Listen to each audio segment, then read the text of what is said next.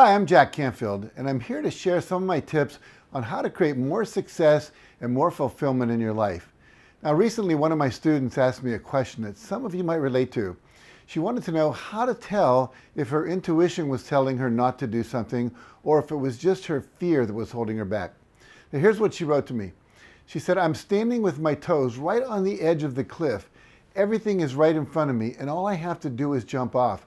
But the fear still has such a tight grip, I just can't seem to do it. Sometimes I get confused on whether I don't want to do something anymore or I'm just scared."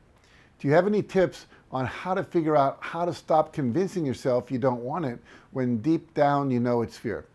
So let's talk about the difference between fear and intuition and how they're different and how they show up differently in the body.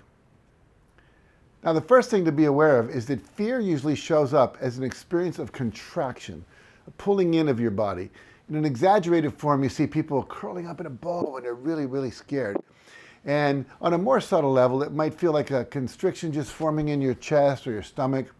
But when your intuition is speaking to you, you'll get an experience of expansion, of opening up to what is right for you. You might feel like a deeper breath or an opening of the chest or a deep sense of rightness.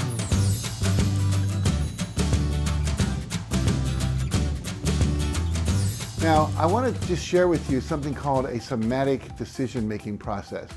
And this is something I've taught before, but it's really relevant to right now. So basically what it is, you're going to stand like this with your body, and you're going to have your feet shoulder width apart, and you're going to close your eyes, and you're going to ask your body, tell me what a yes answer is. Now, for most people, it tends to go forward. Some people it goes back, some people go right and left, but you'll have to calibrate it for yourself. So basically, if I ask my body right now, tell me what a yes answer is, my body just starts to lean forward. I have to take a step to stop myself from falling over. And if I ask myself, what's a no answer, it just starts to go back. And so what you do after you've got that and you find out which way your body's going, then what you want to do is calibrate it for accuracy. So you can ask some questions like, is my name Jack? And for me, I get a yes answer. For you, you'd probably get a no answer unless your name is Jack. You can ask, do I live at this address? Am I a man? Am I a woman? Did I grow up in my case, West Virginia, etc. And if your body is answering correctly, it's always a yes or no answer. Never either or, but yes or no. Should I take this job, etc. So basically, that's a great way to ask your body, which is tapped into your intuition, to know whether or not something is good for you to do. Now, let's take a deeper look at fear and how to move through it. You've probably heard that fear, F-E-A-R, stands for fantasized experiences appearing real. And we create our own fear by imagining something bad happening in the future.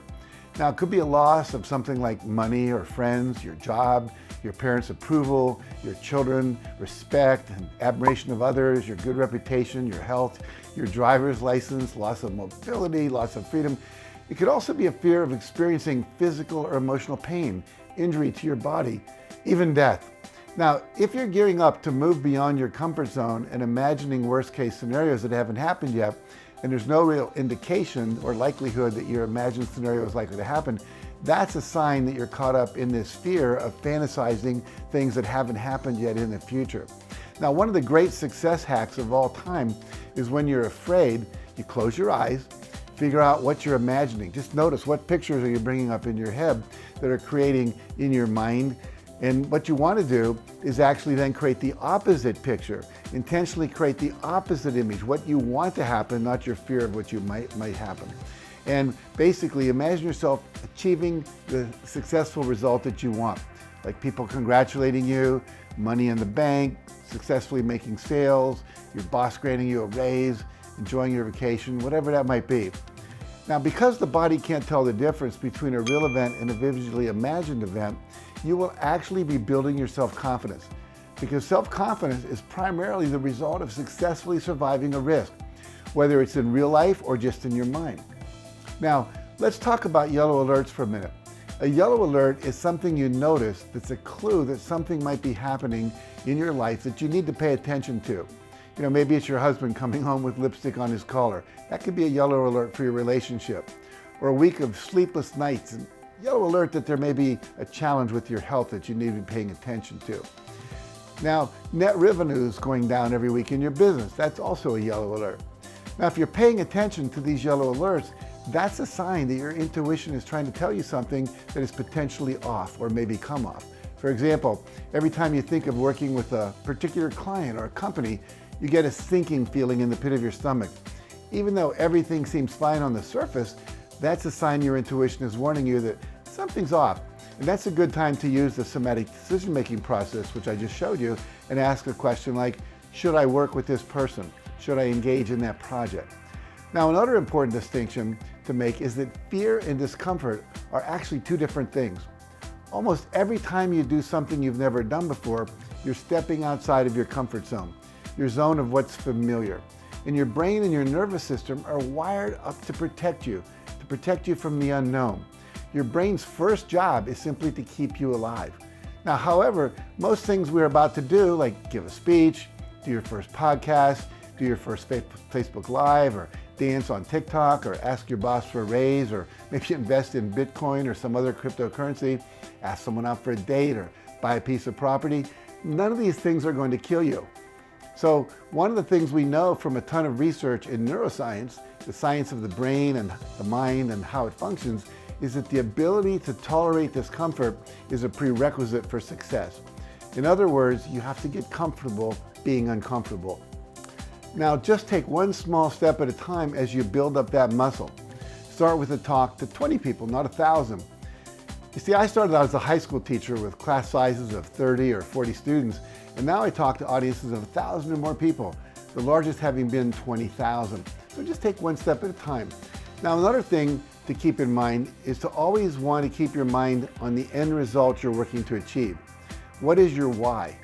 Why are you wanting to do this? What's the payoff going to be for you? Is the result worth the effort?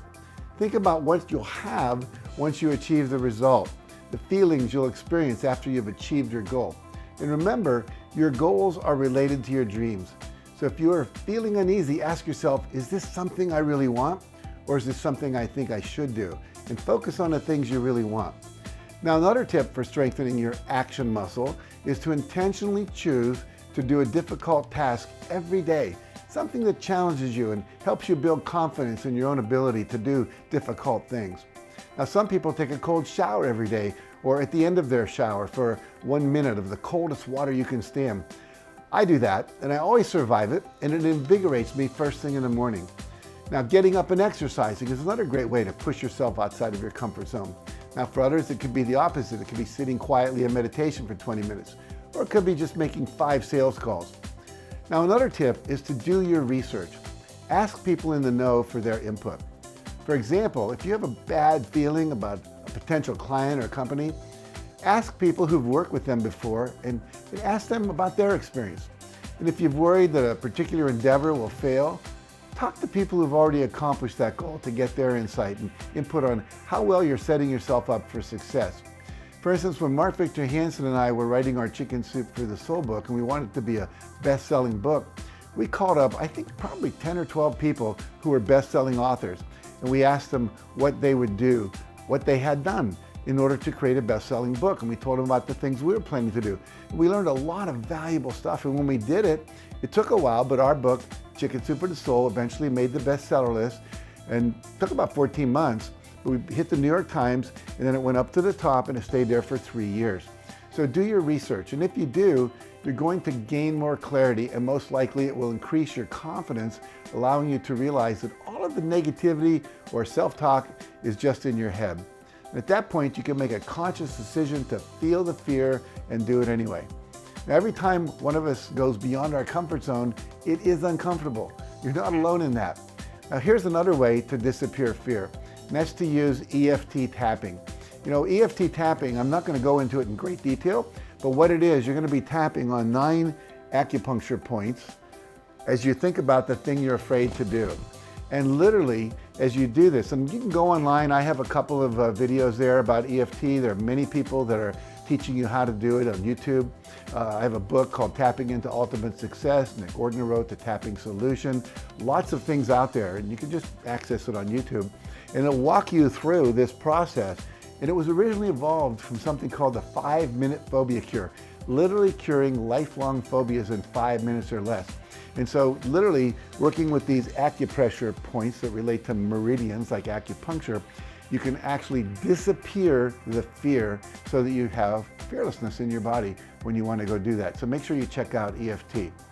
Now, finally, remember that growth only happens when you've taken the leap and moved out of your comfort zone and into the unknown, because that is where growth happens. It's only when you're in unfamiliar situations and forced to learn new skills and behaviors to thrive that you're able to expand your mindset and grow your skill sets. Now, above all, remember that it's better to take a chance and fail and learn something in the process than it is to remain where you are and learn and achieve nothing at all. So if you find yourself standing on the precipice of everything you've ever wanted and dreamed of, I encourage you to use the tips I just shared with you and take the leap. You'll be amazed to discover what you're truly capable of achieving. Now, thank you for watching today. And if you have a question you would like me to answer in the future episode, please post it in the comments below.